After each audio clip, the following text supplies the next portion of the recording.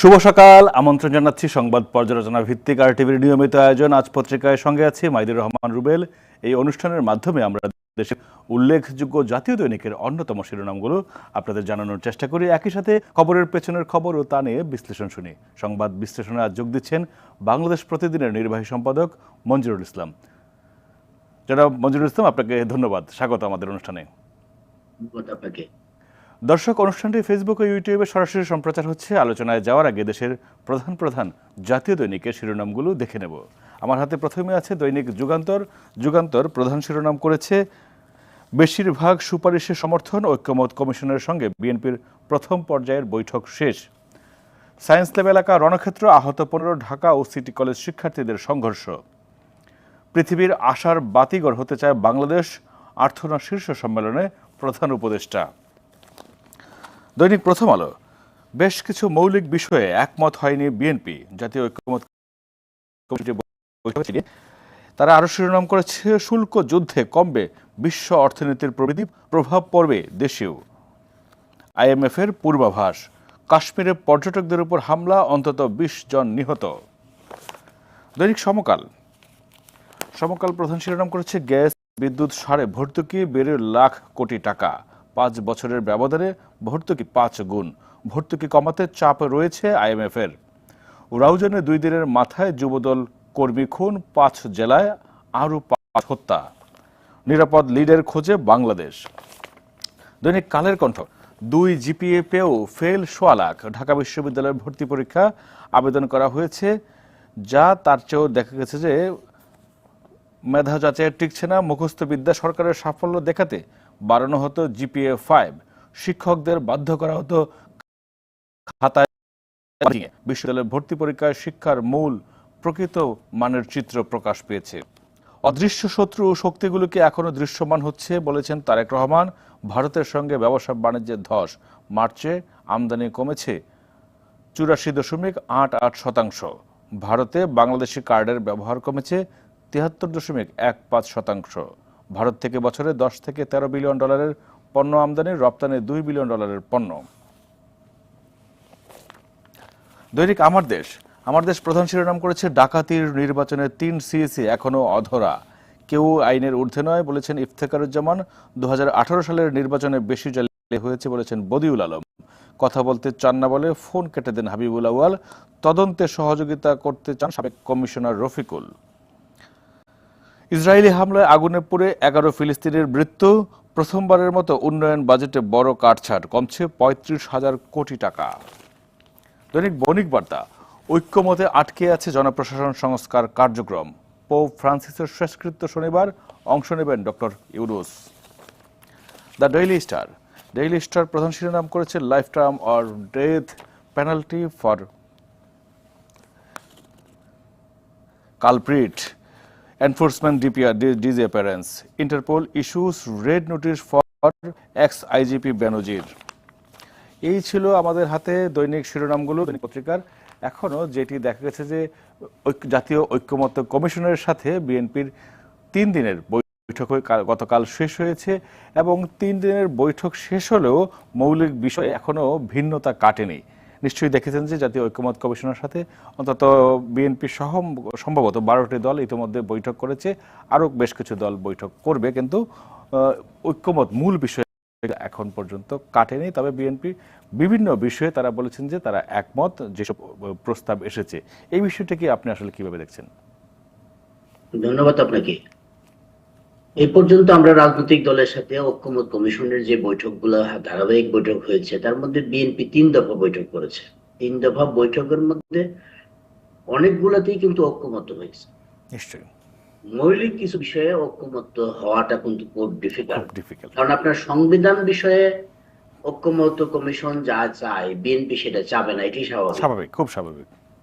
আপনার প্রধানমন্ত্রীর ক্ষমতা খর্ব করার জন্য যে আরেকটি কমিশন গঠন করা, এইটাও কিন্তু বিএনপি একমত হবে না, এটি স্বাভাবিক। কারণ ঐক্যমত্য কমিশনে যারা আছেন তারা একভাবে একরকম সংস্কার চিন্তা করে এই সমস্ত কমিশনের প্রস্তাব তৈরি করেছেন, আর যারা রাজনীতিবিদ তাদের দৃষ্টিভঙ্গি কিন্তু অন্যরকম। ঐক্যমত্য কমিশনে যারা আছেন তারা তো এই কমিশনের একটা রিপোর্ট তৈরি করে দিয়ে, যেটা জুলাই সনদ বলা হবে, এই জুলাই জুলাই জুলাই চার্টার। সনদ তৈরি করে দিয়ে কিন্তু তারা চলে যাবেন। কিন্তু হুম। এরপরের জিনিসগুলো কিন্তু বাস্তবায়ন করতে হবে রাজনৈতিক দল। রাজনৈতিক দলগুলোতে। আপনি দেখেন যে 90-এর গণ আন্দোলনের পর 3 জোটের একটা রূপরেখা হয়েছে। হুম হুম। সেই রূপরেখার মধ্যে কিন্তু অনেক কিছু ছিল, সেটা কিন্তু বাস্তবায়ন করা সম্ভব হয়নি, কারণ টেবিলের আলোচনা আর বাস্তবতা কিন্তু ভিন্ন। টেবিলের আলোচনায় বা তাত্ত্বিক আলোচনায় অনেক কিছু বলা যায়, কিন্তু বাস্তবতা অনেক ভিন্ন। রাজনীতির মাত্রা অনেক পিচ্ছিল। এই রাস্তাটা এত সহজ নয়। নিশ্চয়ই। সহজ যদি হতো তবে আজকে এই 54 বছরের মধ্যে এসে আরেকটা বিপ্লব করতে হতো। হতো না, হ্যাঁ নিশ্চয়ই। তো সেই জন্য ঐক্যমত্য কমিশনের সাথে শতভাগ ঐক্য হওয়ার কোনো সুযোগ নাই। না, সেটা নিশ্চয়ই হবে না, সেটা তার জন্য আলোচনার বিষয় রয়েছে। যেমন কারণে আনুপাতিক উচ্চকক্ষ এনসিসিতে রাজি নয় বিএনপি, এটা আসলে মানে না, হওয়ার কথাও না। আনুপাতিক উচ্চ কক্ষ তো সম্ভব না। সম্ভব। কারণ আনুপাতিক উচ্চ কক্ষ এটা সম্ভব না এই জন্য, কারণ আনুপাতিক ভোট দেখা গেছে, আপনার নিশ্চয়ই মনে আছে 96-এর যে ইলেকশনটা হয়েছিল, সেই ইলেকশনে অনেকগুলা সিটে মানে বিএনপি 5,000, 7,000, 3,000, 2,000 এইরকম ভোটে কিন্তু বিএনপি ফেল করেছিল। হুম। সেই ভোটের পরিমাণ কিন্তু খুব খুব বেশি না, কিন্তু দেখা যায় 3,000, 5,000, 7,000 এরকম ভোট। কিন্তু রেশিও ভোট কিন্তু খুব বেশি ডিফারেন্স হয় নাই। এখন রেশিও ভোট যদি ডিফারেন্স না হয়, তখন ওইখানেও কিন্তু আপনার আসন ভিত্তিক নির্বাচন হয়েছে। এখন সে ধরেন আমাদের যে কোনো একটা দল একটা আসনও পায়নি বাংলাদেশে, আগামী নির্বাচনে ধরেন একটা আসনও পায়নি, কিন্তু একটা সংখ্যা ভোট কিন্তু পেয়েছে। হুম হুম। তো সেই সংখ্যা ভোট ধরে যদি আপনি তাকে সরকারে ঢোকান যে আনুপাতিক ভাবে আনুপাতিক হারে সে হবে, তখন চান্স পেয়ে যাবে। সেটা তো হবে না, কারণ জনগণ তাকে চায়নি। হুম। জনগণ চায়নি মানে একটা নির্দিষ্ট আসনে জনগণ তাকে চায়নি। সব মিলিয়ে আপনি তাকে চাচ্ছেন কেন, সেই প্রশ্ন তো থাকবে। আচ্ছা, এইটা লাভ লসের হিসাব রয়েছে, মানে ছোট রাজনৈতিক দলগুলো বোধহয় এটা বেশি যাচ্ছে যাতে তাদের প্রতিনিধি থাকে। ছোট রাজনৈতিক গুলা বেশি চাচ্ছে, কারণ তারা একটা নির্দিষ্ট আসনে তারা কিন্তু বিজয়ী হতে পারে নাই। যেমন ধরেন আমাদের ছোট রাজনৈতিক দল কেন বলবেন না, আপনার, আমরা ছোট রাজনৈতিক বলতে ছোট করে দেখছি না, আমরা বলছি যে যারা ছোট রাজনৈতিক দলে যে বড় বড় নেতা যারা ছিলেন অতীতে, নিশ্চয়ই যেমন ওয়াকাশ পার্টির বিশাল নেতা ছিলেন রাশেদ খান মেনন, নিশ্চয়ই জাসদের বিশাল নেতা ছিলেন হাসানুল্লাহ কিনু। হাসানুল হকিম। তারপরে দলের অফিস নাই, কিন্তু দলের বিশাল নেতা হলো দিলীপ বড়ুয়া, হুম তাই না? হুম। এই নেতাগুলা অন্যের সাপোর্ট ছাড়া, তার 14 দলীয় জোটের আওয়ামী লীগের সাপোর্ট ছাড়া নিজের আসনে তো নিজে পাশ করতে পারে নাই কখন। আমরা সেটি কিন্তু দেখেছি এবং রাজনৈতিক বাস্তবতায় সেই রকমই। সেই কারণে এই প্রক্রিয়াটা হলো অন্যের সহযোগিতা নিয়ে পাশ করা অথবা আনুপাতিক হারের ভোটের রেশিওতে পাশ করা। হুম হুম। সেই জায়গাটায় কেউ মানবে না, কিন্তু কারা মানবে? যাদের পাশ করার সম্ভাবনা নাই। তো সেই কারণে রাজনৈতিক দলের নেতা যারা আছেন তাদের নিজেদের আসনে যে আসন থেকে নির্বাচন করবে সেই আসন থেকে পাশ করা তো অতি জরুরি। যে আমি একটা রাজনৈতিক দলের নেতৃত্ব দিচ্ছি, আমার নেতৃত্বে একটা রাজনৈতিক দল চলছে, অথচ আমার নির্বাচনী আসনে আমি ফেল করছি, নির্বাচনের আসনে জনগণ আমাকে চাচ্ছে না, কিন্তু সেই দল আনুপাতিক হারে আসন পেয়ে যদি সংসদে যায়, সেটা কেমন লাগে, কেমন দেখায়? সেটা তো সুন্দর না। হ্যাঁ, আপনি যদি বিভাজনের রাজনীতি ভুলে সবাইকে নিয়ে যদি রাজনীতি করতে চান, সেটার পথ আছে তো, সেই পথ তো এই পথ নয়। না, বিএনপি সেই কিন্তু এই পথ কারণে হলো বলছে যে তারেক রহমান কিন্তু বলছে যে যদি বিএনপি বিজয়ী হয় সেক্ষেত্রে তারা জাতীয় সরকার করবে সবাইকে নিয়ে, রাইট। সেই অপশনটা কিন্তু আছে। সেটার পথ তো ওইটা, যে যে কোনো একটা দল যদি সরকার গঠন করে, সেই সরকার গঠন করার মধ্যে জাতীয় সরকার হতে পারে। সেটা অন্যান্য রাজনৈতিক দল যারা আছে তাদের কাছ থেকে মন্ত্রী নিতে পারে, হুম। যে টেকনোক্রেট কোটায়, যে সমস্ত 20টা রাজনৈতিক দল অংশগ্রহণ করেছে, তার মধ্যে যারা ভোট মোটামুটি ভোট পেয়েছে কিন্তু পাশ করতে পারে নাই। তাদের ওইখান থেকে একটা মন্ত্রী একটা প্রতিমন্ত্রী নিয়ে একটা জাতীয় সরকার অথবা জাতীয় ঐক্যমতের সরকার যেভাবেই বলেন একটা সরকার গঠন হতে পারে, কিন্তু যে যেই নেতা তার নির্বাচনী এলাকায় জনগণ দ্বারা নির্বাচিত না তাকে আপনি সংসদে বসাবেন, এটা তো হয় না, এটা তো হওয়া উচিত না। এখন আমরা অনেক পুরনো গণতান্ত্রিক দেশ হিসেবে ভারতকে আমরা অনেক সময় এক্সাম্পল দেই। এই ভারতেও তো এই নিয়ম প্রচলিত না। সেটাই। আমরা এক্সাম্পল দেই যে ব্রিটিশ গণতন্ত্র, ব্রিটিশ ব্রিটিশ গণতন্ত্র তো এই নিয়ম প্রচলিত না। আমরা এক্সাম্পল দিই আমেরিকান গণতন্ত্র, আমেরিকান গণতন্ত্র বা ইউরোপিয়ান ইউনিয়নের কোন গণতন্ত্র তো এরকম না। এরকম। আমরা এখন নতুন করে একটা নতুন গণতান্ত্রিক ব্যবস্থা আমরা চালু করতে যাচ্ছি। নতুন গণতান্ত্রিক ব্যবস্থা আমাদের আজকে দোহাতে গতকাল আমাদের প্রধান উপদেষ্টা একটা বক্তব্য দিয়েছেন। তিনি বলেছেন যে বাংলাদেশ আশার আলো দেখাচ্ছে এবং একটা সামাজিক চুক্তিতে যাচ্ছে বাংলাদেশ।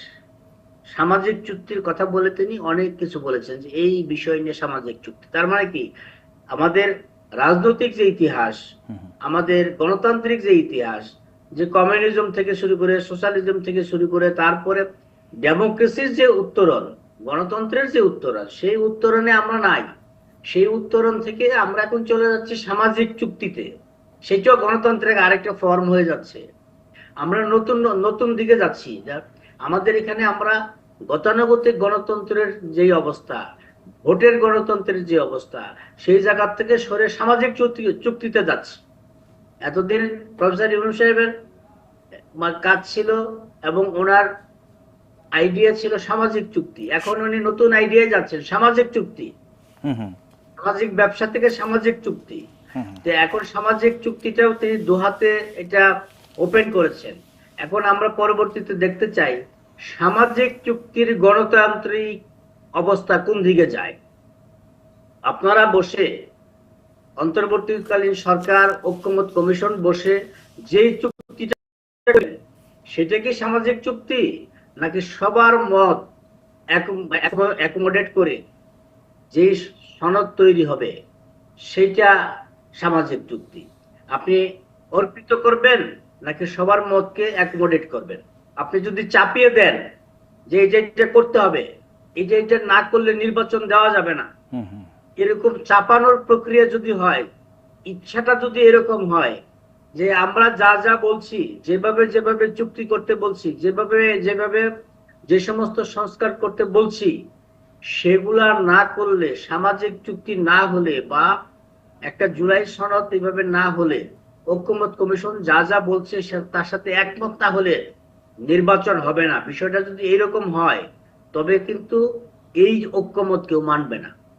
এইটা হলে ওইটা হয়তো হবে, এইটা মানবে না। না, যেহেতু ঐক্যমত কমিশনের এই বৈঠকে বেশিরভাগ সুপারিশই কিন্তু বিএনপি সমর্থন করেছে, কিন্তু বিএনপি যদি বলছে যে অযৌক্তিক, অবাস্তব, সেসব বিষয়ে তারা আসলে একমত হতে পারবে না।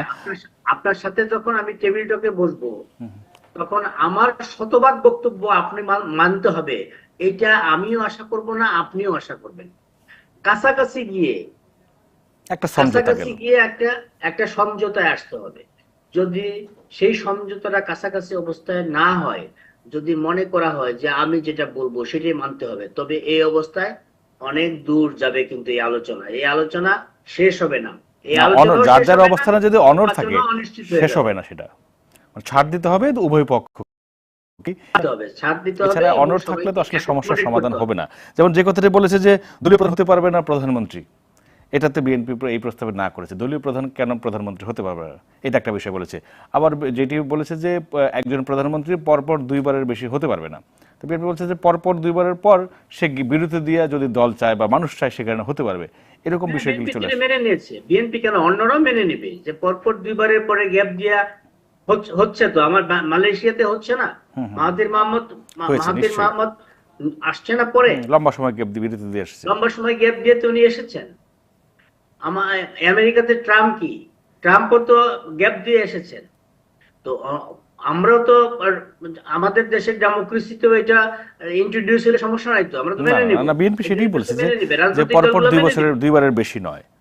হ্যাঁ, রাজনৈতিক দলগুলো মেনে নিবে, তবে নৈতিকভাবে দুইবারের বেশি নয়, এইটা কিন্তু একটা যৌক্তিক বিষয়। তাছাড়া বিএনপির নিজেদের মধ্যে যে সংস্কার, নিজেদের মধ্যেও কিন্তু বিএনপি সংস্কারে আছে, হ্যাঁ এই পর্যন্ত কিন্তু নিজেদের মধ্যেও সংস্কারে আছে। বিএনপির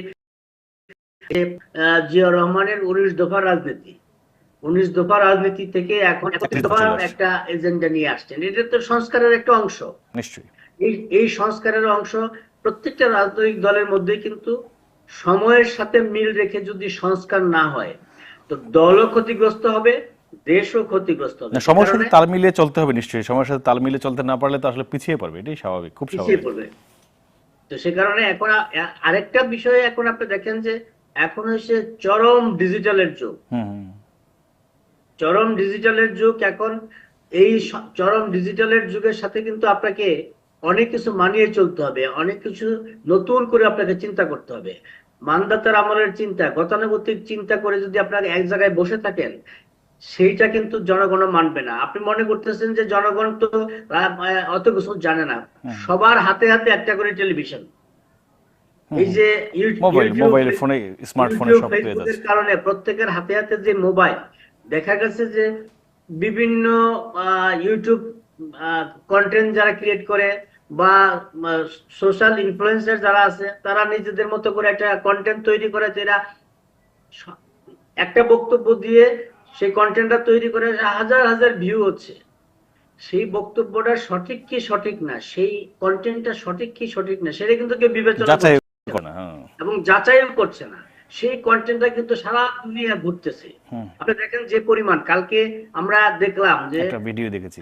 মহানবীকে অপমান করার অপমানজনক একটা বিষয় নিয়ে তেজগাঁতে একটা ঘটনা ঘটলো। হুম হুম যেভাবে একজন মানুষ আর্মির সাথে বার্গেনিং করতেছে, হুম যেভাবে কথা বলতেছে যে আল্লাহর আইন এক্ষুনি বাস্তবায়ন করতে হবে, হুম এই আইন মানি না, দুনিয়ার আইন মানি না, আল্লাহর আইন এক্ষুনি বাস্তবায়ন করে, এই জায়গায় দাঁড়ায়, যেই জায়গায় ঘটনা সেই জায়গায় দাঁড়িয়ে আল্লাহর আইন বাস্তবায়ন করতে হবে। সেনাবাহিনীকে ওই ভদ্রলোক বলছেন, আপনার আইন মানি না, আমি আপনার আইন মানি না। প্রত্যেকটা মানুষের, সৌদি আরব আমাদের আমাদের ইসলাম ধর্মের সবচেয়ে পবিত্র জায়গা এবং সৌদি আরবের অনুশাসন আমরা পালন করি। সৌদি আরবেও কিন্তু আল্লাহর আইনের পাশাপাশি নিজেদের মতো করে একটা সৌদি আরবের গঠনতন্ত্র সংবিধান অনুযায়ী কিন্তু একটা আইন তৈরি করা আছে। সকল ইসলামিক রাষ্ট্রের কিন্তু সেই আইনটা আছে। প্রত্যেকটা দেশের আলাদা আলাদা আইন, কিছু আইন থাকবে। ভূখণ্ডের নির্দিষ্ট কিছু আইন আছে, নির্দিষ্ট সংবিধান আছে। এখন আমি যদি রাস্তার মধ্যে দাঁড়িয়ে বলি যে আপনার এই সংবিধান আপনার এই মানি না, আপনার এই পেনাল কোড মানি না, আপনি আরবি যে আইন প্রয়োগ করতে আসছেন সেই আইন মানি না, এটা তো অধ্যত্ত। আপনি যেই ভূখণ্ডে আছেন সেই ভূখণ্ডের আইন আপনাকে মানতে হবে। আপনি দেখেন যে হাজার হাজার মানে বিভিন্ন ইসলামিক চিন্তাবিদদের নামে হাজার হাজার মানুষ নানা রকম হাদিস কোরআনের নামে নানা রকম বয়ান ইউটিউবে ছেড়ে দিচ্ছেন। সেই বয়ানগুলো সঠিক কিনা, সেই বয়ানের ব্যাখ্যা সঠিক কিনা, সেই বয়ান সামাজিকভাবে সামাজিক বিভাজন তৈরি করতেছে কিনা, সেটা কিন্তু কেউ দেখছে না। সুতরাং আপনাদেরকে এখন ডিজিটালের যুগ, এই ডিজিটালের যুগের মধ্যে আপনাকে প্রত্যেকটা রাজনৈতিক দল, আজকে 54-55 বছর পুরনো রাজনৈতিক দল, 20 বছরের পুরনো রাজনৈতিক 20 বছরের পুরনো রাজনৈতিক দল বর্তমান সময়ে এসে এই ডিজিটাল যুগে আপনাকে প্রত্যেককে এর সাথে সময়ের সাথে তাল মিলিয়ে চলতে হবে। আপনার যেই আমরা যদি একটু আন্দোলনের প্রসঙ্গে আসি, সেই ক্ষেত্রে আমরা গতকালও দেখলাম যে ঢাকা ও সিটি কলেজের যে এক সংঘর্ষের ঘটনা, তুচ্ছ ঘটনায় বারবার সংঘর্ষে জড়াচ্ছে শিক্ষার্থীরা। দৈনিক সমকাল একটি শিরোনাম করেছে, সেখানে দেখা যাচ্ছে গত 8 মাসে 11 দফায় মানে 11 বার সংঘর্ষের ঘটনা ঘটেছে, আহত হয়েছে 200, ঢাকা সিটি কলেজের 7 জন, ঢাকা কলেজ আইডিয়ালের 4 জন। ঠিক আছে, এখন এই যে তুচ্ছ ঘটনায় বারবার সংঘর্ষের জড়ায়, পুলিশের ডিসি বলেছে যে ঢাকা কলেজ আর সিটি কলেজের মারামারি লাগতে বা সংঘর্ষ করতে কোনো কারণ লাগে না, একদম ছোট ছোট ছুতোয় তারা এই গণ্ডগোলগুলো বাধায়। এখন এর সমাধানের কোনো পথ কি আছে? এর সমাধানের আসলে ঢাকা কলেজের জন্ম থেকে সিটি কলেজের জন্ম থেকে এই দুই কলেজের সাথে মারামারি হচ্ছে। আমরা যখন আশির দশকে ঢাকা বিশ্ববিদ্যালয়ের ছাত্র ছিলাম, তখন এই মারামারি দেখছি। এখনো তাই। এখন আমরা এই সময়ে এসে এই মারামারি দেখছি। না, এই এই মারামারির কারণে মারামারি কিন্তু এই দুইটা বড় প্রভাব পড়ে। একটা হচ্ছে কি সড়কটা বন্ধ হয়ে যায়, ওই সড়কে মানুষ চলাচল করতে পারে না, দীর্ঘ যানজট তৈরি হয়, এবং ওই এলাকায় বেশ কিছু মার্কেট নিশ্চয়ই জানা যে নিউ মার্কেট, চন্দ্রিমা, গাউসিয়া মার্কেটগুলো আছে, ব্যবসায়ীরা ক্ষতিগ্রস্ত হয়। এর সমাধানের কোনো পথ কি আসলে নাই? এর সমাধানের পথ আসলে আমরাও জানি না। এর সমাধানের পথ এখন আমাদের আইন শৃঙ্খলা বাহিনী অসহায়, হুম হুম অন্যরাও অসহায়। এই ছাত্রদেরকে কন্ট্রোল করা যায় না। হুম আর অতীতের সময়ের চেয়ে এখনকার সময়ের ছাত্রদের কন্ট্রোল করা আরো ডিফিকাল্ট হয়ে গেছে। হুম হুম কারণ এই ছাত্ররা এখন মনে করতেছে যে আমরা একটা দেশ নতুন করে স্বাধীন করেছি, আমরা একটি সরকার প্রধানকে বাংলাদেশ ছেড়ে পালাতে বাধ্য করেছি। তারা প্রত্যেকেই এখন সমন্বয়ক, প্রত্যেকেই এখন বীর দাবি করে, হুম হুম এবং এই ছাত্ররা কেউ কারো কথা শুনে না। এবং কয়েকদিন আগে ঢাকা বিশ্ববিদ্যালয়ের একজন শিক্ষকের সাথে আমার কথা হচ্ছিল, একজন সিনিয়র শিক্ষকের সাথে কথা হচ্ছিল। উনি এরকম কথায় কথায় বলছিলেন, দেখো এখন আর আমি বিশ্ববিদ্যালয়ের ক্লাসে কোনো ছাত্রকে ধমক দেই না, কাউকে ধমক দিয়া বা এরকম শাসনের সুরে কথা বলি না। আমি জিজ্ঞেস করলাম, স্যার কেন এটা? ওই যে সময় পড়েছে, এখন ওই ছাত্র দাঁড়িয়ে যদি আমার সাথে বেয়াদবি করে, কারণ তারা তো এখন মানে মহা শক্তিশালী, মানে ক্ষমতাবান হয়ে গেছে এক একজন। এই যে একজন সিনিয়র শিক্ষক যখন নিজের ক্লাসের অসহায়ত্ব। ছাত্রকে শাসনের সুরে কিছু কথা বলতে পারেন না, সেই জায়গায় উনি সিটি ফিল করেন, তখন এই সিটি কলেজের আর ঢাকা কলেজের এই প্রিন্সিপাল আর শিক্ষকরা কি করে? তারা যদি গেটেও দাঁড়িয়ে, কলেজের গেটেও দাঁড়িয়ে থাকেন যে না তোমরা মারামারি করতে যাও না, প্রিন্সিপাল যদি গেটেও দাঁড়িয়ে থাকেন, তাহলে প্রিন্সিপাল কি কেউ মানবে না? না, এখন সবাই গতকাল তো আমরা সিটি কলেজের প্রিন্সিপালকে সেই তার অসহায়তার দিকে দেখলাম যে তাদের এসে তাদের কলেজ ভাঙচুর, সবাই, তাদের মাংস। শুধু সিটি কলেজ না, ঢাকা কলেজের প্রিন্সিপালও অসহায়। এখন অসহায় এই জন্য যে এখন এই জায়গাটায় একটা একটা ঘর থেকে একটা বিপ্লব করতে হবে। ঢাকা কলেজের যে সমস্ত স্টুডেন্ট, তারা তো কোনো না কোনো ফ্যামিলি থেকে আসছে। নিশ্চয়ই। সিটি কলেজের স্টুডেন্ট যারা, তারা কোনো না কোনো ফ্যামিলি থেকে আসছে।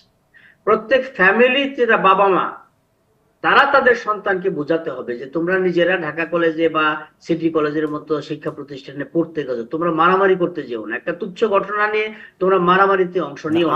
৮ মাসে 11টা সংঘর্ষ, মানে চিন্তা এবং করেন ৮ যে মাসে 11টা সংঘর্ষ, এবং আগামীকাল ২-১ দিনের মধ্যে যে গতকালকের রেস্ট নিয়ে আবার ঘটবে আবার না, হট এর কোনো করবে। গ্যারান্টি নেই।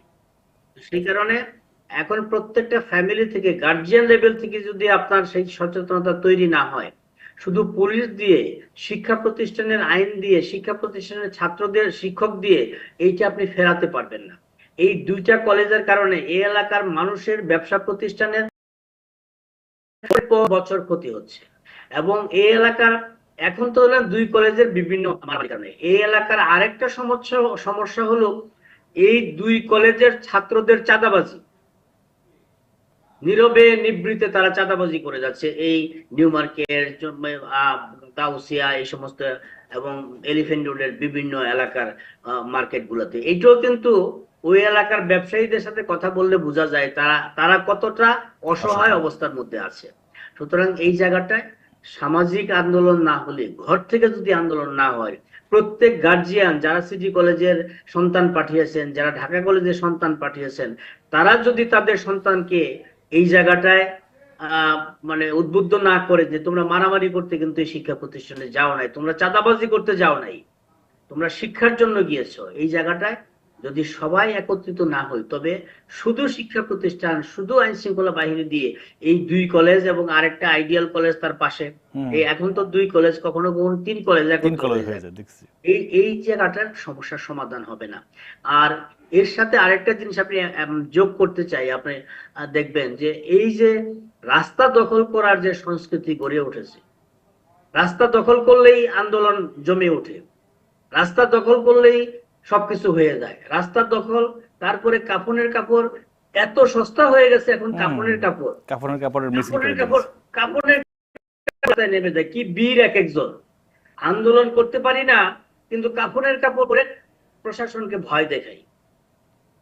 এই যে একটা সংস্কৃতি আস্তে আস্তে সংস্কৃতির দিকে যাচ্ছে, ভয় দেখানোর সংস্কৃতি, প্রতারণার সংস্কৃতি এবং দখলের সংস্কৃতি, মারামারি সংস্কৃতি, এই সংস্কৃতি থেকে বেরিয়ে আসতে হবে।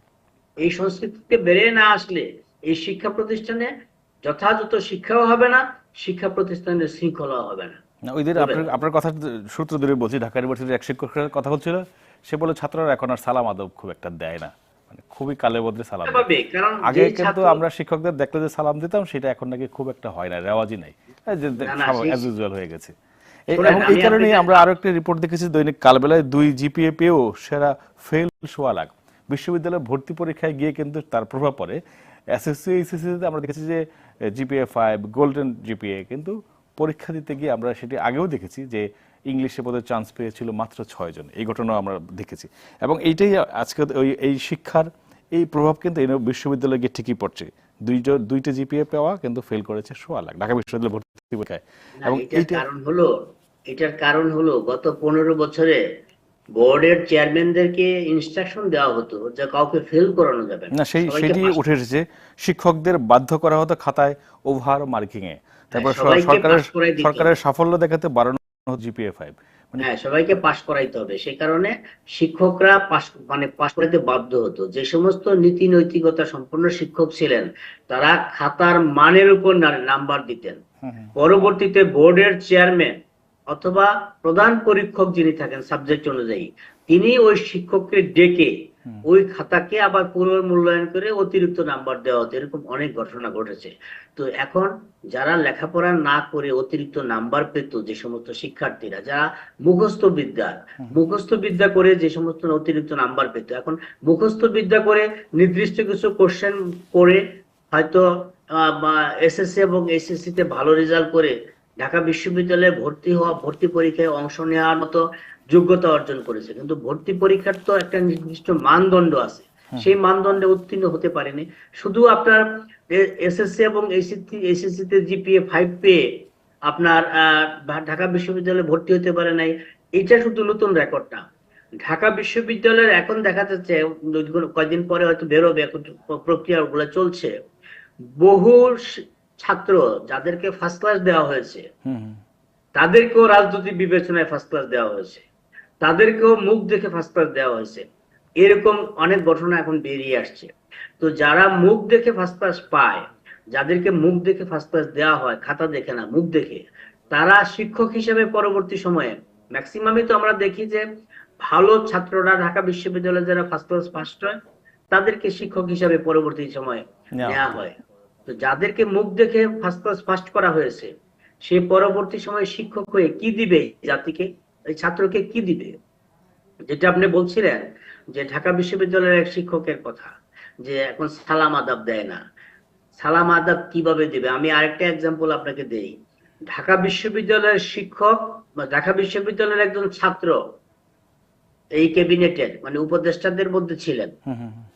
তিনি তার ডিপার্টমেন্টে গিয়েছেন, ওই একটা ডিপার্টমেন্টে ঢাকা বিশ্ববিদ্যালয়ের ছাত্র, তিনি উপদেষ্টা হয়েছেন, তিনি তার ডিপার্টমেন্টে যাবেন, এটাই তো স্বাভাবিক, খুবই স্বাভাবিক।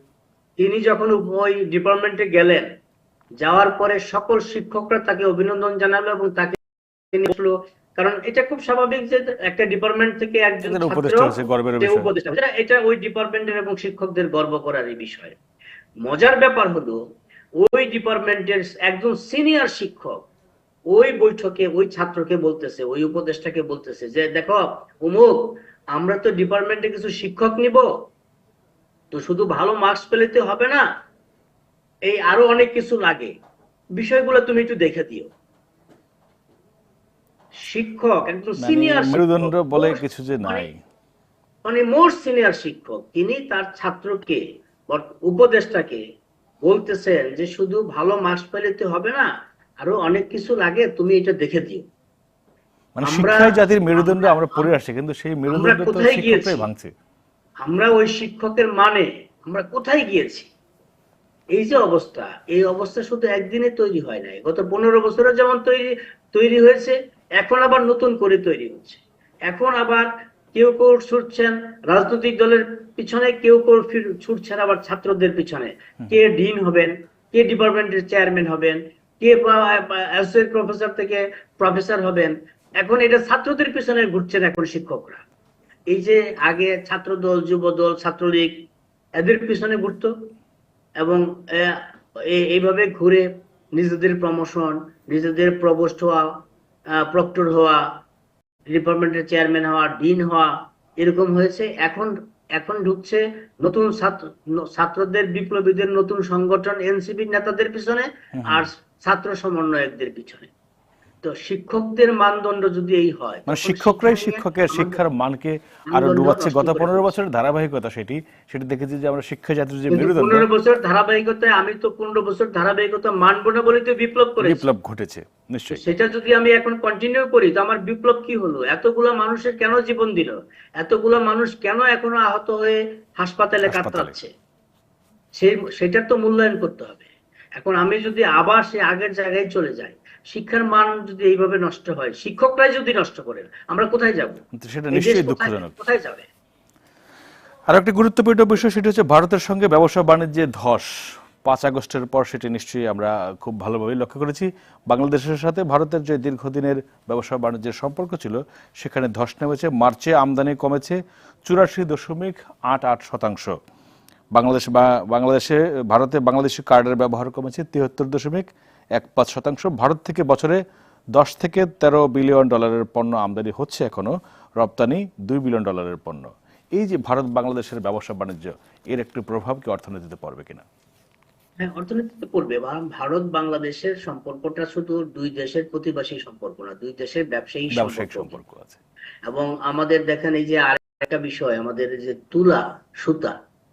সুতা তুলা নিয়ে আমাদের এখানে বহু ইন্ডাস্ট্রি আছে, যে ভারত থেকে সুতা অথবা ভারত থেকে তুলা এনে আমরা এখানে আমাদের গার্মেন্টস ফ্যাক্টরি, আমাদের নিটিং কোম্পানি, নিটিং ফ্যাক্টরি গুলা চলতো।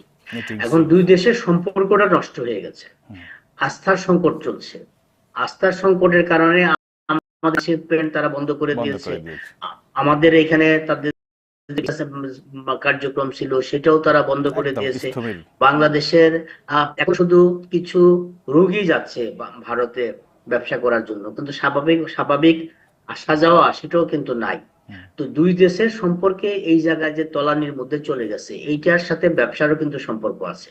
শুধু আসা যাওয়ার সম্পর্ক না, ব্যবসার সম্পর্ক। আর ভারতের সাথে আমাদের ব্যবসার যে আমদানি রপ্তানির রেশিও যেটা, এইটার কিন্তু ফারাক অনেক। আমরা রপ্তানি করতাম কম, আমদানি করতাম হিউজ আমদানি করতাম। ইভেন আপনার নিশ্চয়ই মনে আছে, গত বছরই যখন কাঁচামরিচ 200 টাকা কেজি হয়ে গেল, তখন আমরা ভারত থেকে কাঁচামরিচ পর্যন্ত ভারত থেকে আনতে হয়, আলু পর্যন্ত ভারত থেকে আনতে হয়, সবকিছুই আনি। তো সেই জায়গায় সম্পর্কে যখন তলানি চলে গেছে, তখন এই বাণিজ্যের সম্পর্কটা তলানিতে চলে গেছে।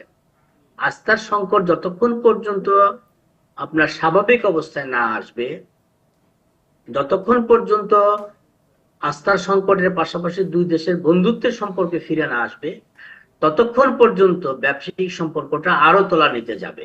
সেটা তো ভারতের পক্ষ থেকেই আসলে এটা করা হলো। শেখ হাসিনা পতনের পর তারা সেখানে তাকে আশ্রয় দেওয়ার পর বাংলাদেশের সাথে এই তাতে করে কি বাংলাদেশেরই বেশি ক্ষতি হবে নাকি ভারতেরও বেশি ক্ষতি হবে? ভারতের অনেক ক্ষতি হচ্ছে। ভারতের কলকাতার ব্যবসা নাই বললেই চলে। কলকাতার ব্যবসায়ীরা বাংলাদেশের উপর নির্ভরশীল ছিল, বাংলাদেশের প্রচুর পর্যটক সেখানে যায়। কলকাতার হাসপাতালগুলো এবং কলকাতার ব্যবসা পুরোটাই হলো 80% বাংলাদেশের উপর নির্ভরশীল। কলকাতার আমরা গত ঈদে দেখলাম যে কলকাতার ব্যবসায়ীরা বলছে যে আমাদের ব্যবসা চলছে না। সুতরাং আমরা যতটা ক্ষতিগ্রস্ত না, তার চেয়ে অনেক বেশি ক্ষতিগ্রস্ত হলো ভারত। কারণ তাদের পণ্য বাংলাদেশ এই পরিমাণ আমরা আমদানি করতাম, যে আমদানিটা তাদের বন্ধ হয়ে গেছে। সুতরাং দুই দেশের স্বার্থে, ব্যবসায়িক স্বার্থে, ভারতের স্বার্থেই বাংলাদেশের সাথে সম্পর্কটা রাখতে হবে। কারণ ভারতকে চিন্তা করতে হবে, বাংলাদেশে তাদের 17 কোটি লোকের একটা বাজার। এই বাজারে যে কোনো একটা জিনিস, পণ্য তারা যদি চালায়, সেই 17 কোটি মানুষের মধ্যে 5 কোটি লোক হইলেও তো এই জিনিসটা কিনবে। যে পরিমাণ মানুষ বাংলাদেশ থেকে চিকিৎসার জন্য যায়, যে পরিমাণ মানুষ শপিং এর জন্য যায়, যে পরিমাণ মানুষ ঘুরতে যায়, এবং ম্যাক্সিমামই তো ক্যাশ টাকার পাশাপাশি ক্রেডিট কার্ড নিয়ে যায়। ক্রেডিট কার্ডের লেনদেন ভারতে কি পরিমাণ নেমে গেছে। সুতরাং সম্পর্ক হইতে হবে বন্ধুত্বের সম্পর্ক সম্পর্ক হতে হবে সুপ্রতিবেশীর সম্পর্ক, সৎ প্রতিবেশীর সম্পর্ক। ওই কিন্তু এই সম্পর্ক স্বাভাবিক হয় না। আর ভারত বরাবরই এই 54 বছরে ভারত বরাবরই একটি ফ্যামিলির প্রতি সম্পর্ক রেখেছে। বাংলাদেশের সাথে বা তাদের সম্পর্ক কিন্তু কখনোই ছিল না। ভারতের সম্পর্ক ছিল একটি পরিবারের প্রতি। সুতরাং ভারত 54 বছরে এই গণ্ডি থেকে, এই দৃষ্টিকোণ থেকে বের হতে পারেনি। এখনো বের হওয়ার সুযোগ তাদের সুযোগ ছিল, তারা সেই সুযোগ নিবে না। কারণ বাংলাদেশ থেকে, বাংলাদেশের মানুষ যাকে বের করে দিয়েছে, ভারত তাকে সাদরে গ্রহণ করে এখন বাংলাদেশের বিরুদ্ধে একটি নতুন ষড়যন্ত্র করে তাকে তৈরি করছে। আপনার নিশ্চয়ই মনে আছে, জিয়াউর রহমান যখন মারা যান, তার ওই মাসেই 17 তারিখে শেখ হাসিনা বাংলাদেশ ফিরে আসেন ভারত থেকে।